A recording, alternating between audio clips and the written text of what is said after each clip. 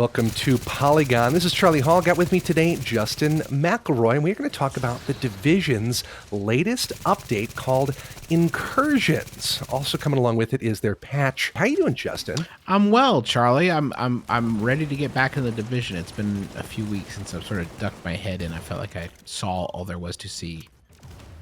How have you been playing the game? Have you been more of a distance guy, more of a close-up brawler? Like, what's your deal? I tend to I like to I've been getting into in the late game. I was getting into ballistic shield because I had a gold pistol, so I was getting into that sort of run into the middle of the room and make my team account for my foolishness.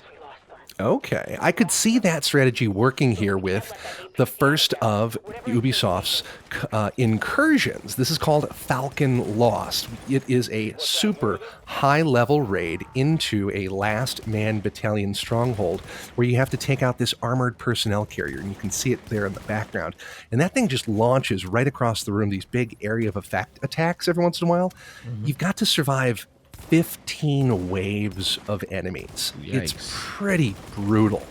And so I could see throwing up a ballistic shield and just moving from cover to cover as a decent way to kind of break things up. Because once these last man battalion soldiers get behind cover, they don't move and they are hard to dig out. But what then they throw at you, though, is they throw drones at you. And this is kind of a new type of enemy that shows up in the Incursions update for the first time. And these drones they're not brutal necessarily, but they're a nuisance because they draw your attention away from the people you're trying to kill, these last man battalion guys. Sure. Now, you say super high level. Most everybody's 30 at this point. So, like, how do you sort of know if you're ready for this? Well, that's one of the things that this patch 1.3 brings in. Now, when you get to level 30 in the game currently, you can go into the dark zone, and there's a whole separate dark zone leveling mechanic. So I'm actually a 30-30 in the vernacular. I'm 30 in the game world, and then I'm 30 in the dark zone, right? Right. But now with Incursions, there's a whole other leveling mechanic, and it's essentially a gear leveling mechanic. And so the Falcon Lost Incursion is rated on a gear score. And so your weapons, your old weapons, will now suddenly have a new number associated with them. My level 30 M1A is actually a gear score 131. Oh, okay. All of your gear has these gear scores, and that gives you an overall average gear score. And so the minimum gear score required to get into Falcon Lost is 140. Recommended gear score is 160. So the new grind is getting your gear score up to a level where you can really compete effectively in Falcon Lost and the Incursions to come. And they let you do this with all of these new assignments that they give you. So there's daily assignments, there's also weekly assignments, and there's daily missions.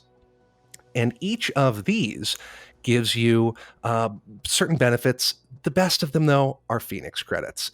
How hard is it to get Phoenix credits in the Division? I've never had one, so I don't know. Like, seriously, they were incredibly difficult to get. You could really only get them from some elite enemies in the dark zone and some elite enemies in these special missions. And they'd come in like onesie twosies. Now, whenever you beat a named boss, you are going to get Phoenix credits. You're also going to get a high-end gold item guaranteed. Is that just in like the level 31 super hard versions of these missions, or any named boss? Any named boss in the game world should give you a high-end gear item. I didn't try named bosses in the regular maps. I did try named bosses in the dark zone. Every single one gave me a high-end item. When I did the hard versions of missions, named bosses in those missions also gave me high-end items. Oh, cool. And so it's really nice. I was able to run, 6, 8. I eventually did about 10 missions. Took me a good 4 or 5 hours to do 10 missions. And that's banging them out pretty quickly. But I was able to get a whole bunch of these high-end loot items. It was really nice. Cool. But now that you're all geared up and you've got much higher level skills and higher level gear, you're kind of able to be a little more creative and just kind of freestyle some of these Sure. levels, if that makes sense. I don't know, improvise and try new strategies. Sure. Yeah. And so I was able to do something like that final assault that you make on the Rikers gang, where you're attacking Leray Bennett. And I was able to try some new strategies and play with the new SMG that I'd picked up and really get in there where previously I'd been a more of a distance fighter. Sure. And get those high-end loot items from Leray. It was really great. So, but this is does it feel grindy doing these missions over and over again, or is there enough variation? It is pretty grindy. And I'm going to be honest, if in a week to do, 2 missions a day in a week, like a work week, that's a pace for most folks. I was able to bang it out in a night, but that's because I scheduled the time for myself. Sure, Where right. the fun and where that kind of emergent gameplay is going to happen is in the Dark Zone. And I think that this patch in particular really adds a lot of flavor and a lot of color to the Dark Zone. First off, you can actually check other players in the Dark Zone's gear level by just pushing down your right stick. So none of this, stumbling upon super duper high level people in the Dark really Zone nice, and just getting stopped. But also, again, you can tackle those named enemies and get yourself some high end loot. But the trick is you've got to get that loot out of the Dark Zone.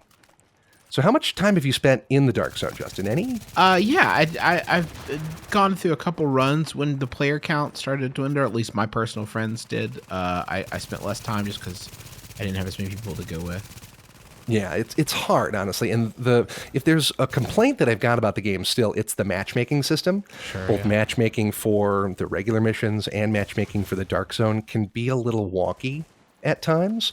But once you get in there with at least just one other person, you can really get some momentum going here. I just found what many consider to be the best SMG in the game, the Midas. But then you've got to extract.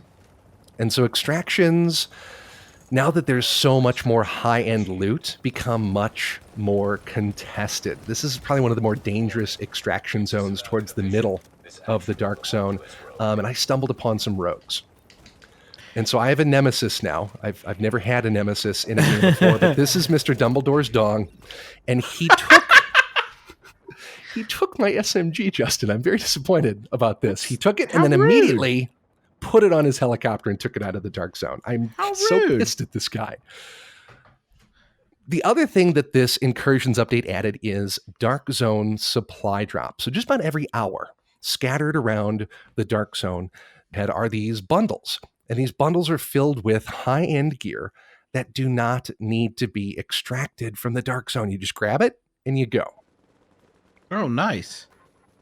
What that means, though, is that this is even more contested than those extraction sites. What we've got right now is actually a 4-way battle. I found Dumbledore's dong. Finally. I got him in my sight. I tracked him down. He extracted my beautiful weapon, but I've got his number, Justin, and he is going down. So I took away his fun. I took away a bunch of his credits and his experience from the Dark Zone, but now I'm stuck with the rest of his party, a group of Rikers and a group of cleaners. It's a 4-way battle over this Dark Zone supply drop, and it's crazy. Considering he had magic on his side, that's quite a feat, Charlie. I got a little bit of vengeance, but it did not go my way. I wasn't able to make off with all of Dumbledore's dong's loot. That's the Dark Zone for you. If you set out to for vengeance, dig 2 graves. That's what I say. But the good news is that with just, a solid evening of really grinding at it for probably put about 5 hours into it last night, I was able to raise my gear score. I started about 130, 140. By the time I finished, I was up around 160. Oh, nice. Yeah. So that's good progress. And Would you say faster progress in Dark Zone versus just grinding out missions?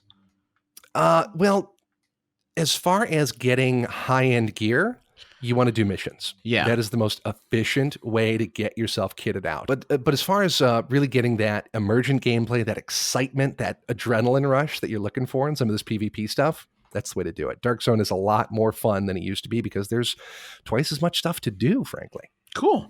Yeah.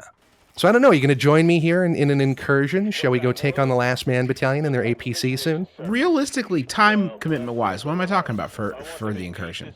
I didn't really even get but a couple rounds into it. It could be an hour long easily. Well, yeah, I'm there then. All right, let's do it.